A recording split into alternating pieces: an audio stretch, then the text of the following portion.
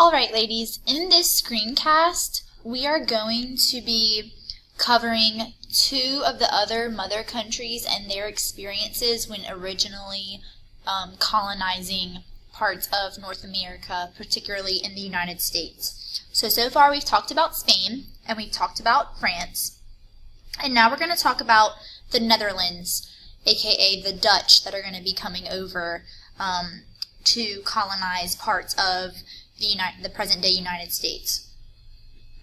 Now, honestly, the Dutch are not interested at all in spreading their religion or their religious values. So when we think about the Netherlands and the Dutch colonial experience, we're just going to think about the kind of keyword commerce.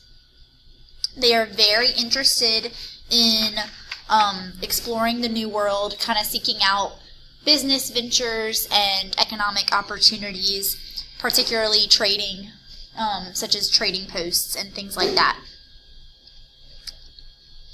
Now, the man you see pictured on the screen, he is Henry Hudson, and he's actually an Englishman. He's from England, but he is a businessman who's employed by the Netherlands, and he's going to come over on an expedition to the northeast coast, and he is going to find a river in the kind of present-day northeast United States.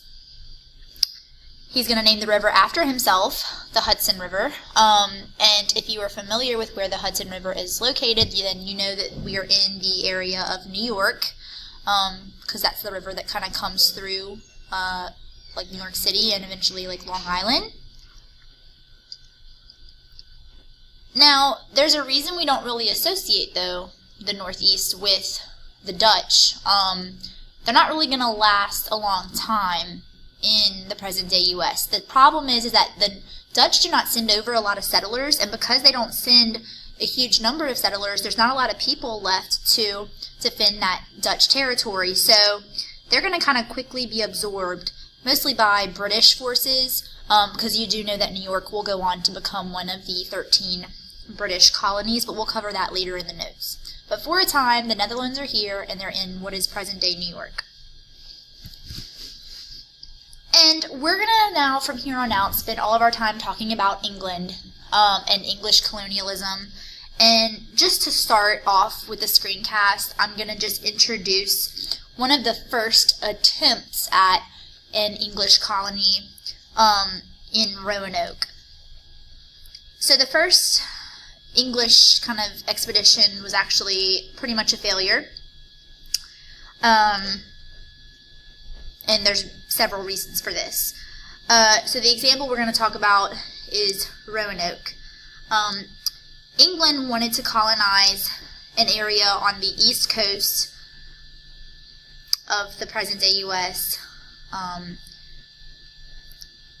It will be in the Virginia colony, but it will actually be located in what is present-day North Carolina, because the colony boundary lines shifted when they became states, and so parts of like what are present-day North Carolina used to be parts of then the Virginia colony.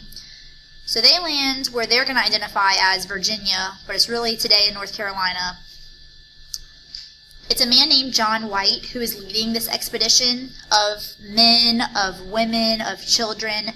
It was actually families, they were setting out to actually colonize this part of the country, and so they're not just sending men to explore, they're sending families who they plan to have settle there and kind of populate this region in the name of England.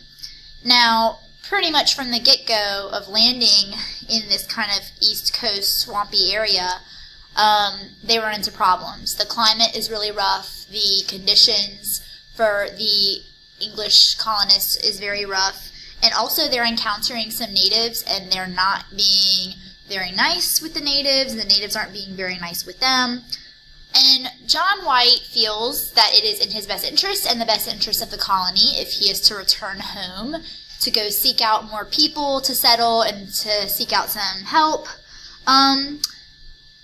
And more money, perhaps. Well, he will not actually make it back for 3 years. So he goes away to get help, but he doesn't come back until 3 years later.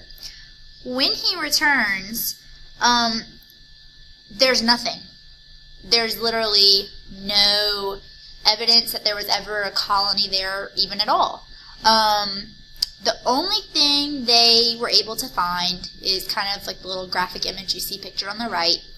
Carved into the tree was the message Croatoan. And we do not know really what that means or what that is saying about what happened to the colonists. There really wasn't any sign of struggle or battle, but we don't know if they were captured by natives or if they relocated and settled somewhere else. We just don't know. And because of this, Roanoke is a failed colony, but it is known as the Lost Colony. So that is the nickname of Roanoke. And that is where the screencast ends. So we're going to continue with some other English ventures tomorrow. And if you have any questions about any of this, please write those down and we can discuss tomorrow. Okay? See you tomorrow.